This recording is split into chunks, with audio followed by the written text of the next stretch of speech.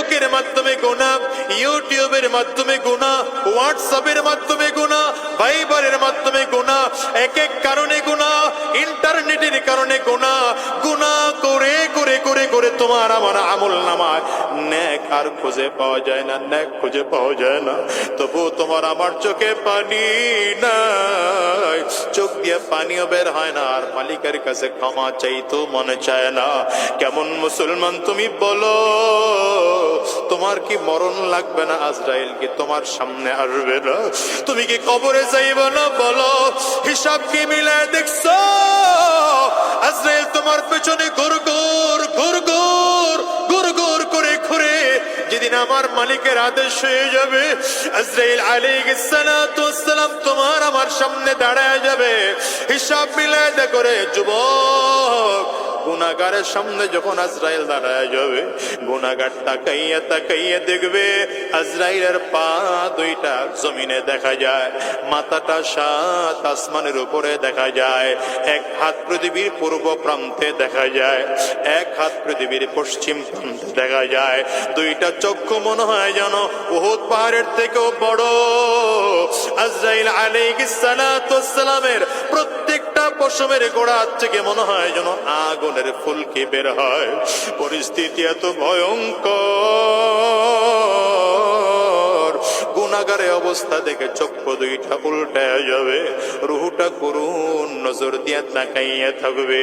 আজরাইল আলাইহিস সালাতু ওয়াস সালাম গুনাহগারের রুহটার মধ্যে এত জোরে থাপা মারবে, কলিজার রগগুলো টাস টাস টাস টাস করে ছিঁড়ে যাবে।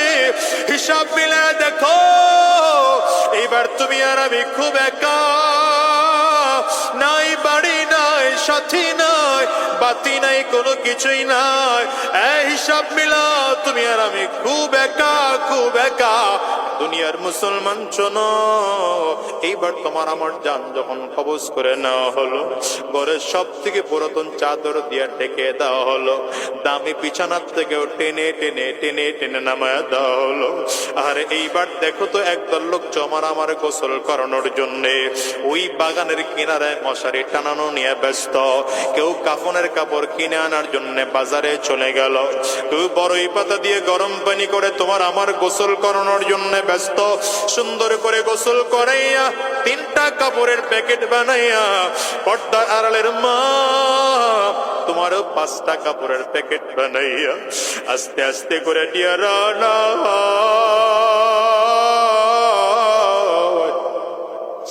এমনি কোন মাঠে আইনা দাঁড় করাইয়া জানাজা পড়াইয়া কমপ্লিট করাইয়া আস্তে আস্তে করে ধীরে ধীরে ধীরে ধীরে তোমার আমার নিয়ে কবরে রানা হবে। ওই কবরের মধ্যে লাশ রেখা মাটিগুলো দেয়, বাঁশের চাপগুলো দেয়। কবর কত ভয়ঙ্কর জানো? কবর বার বার করে বলে, আনা বাইতুজ জুলমা, আনা বাইতুল ওয়াহদা, আনা বাইতুত তুরাব। কবর বার বার করে, আমি একের ঘর, আমি অন্ধকার ঘর, আমি পোকামাকড়ের ঘর, আমি মাটির ঘর, আমার কাছে সাথী নাই বাতি নাই, দুনিয়ার কোনো কিছুই নাই। কবর বলে, আমি শুধু চিনি আমল, ভালো আমল যদি করে আসতে পারো ভালো আচরণ করবো।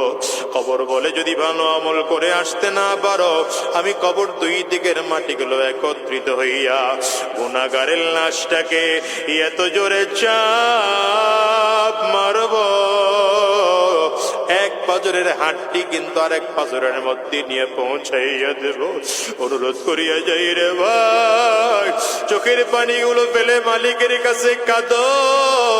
যদি কান্না না আসে তো কান্নার ভান ধরো।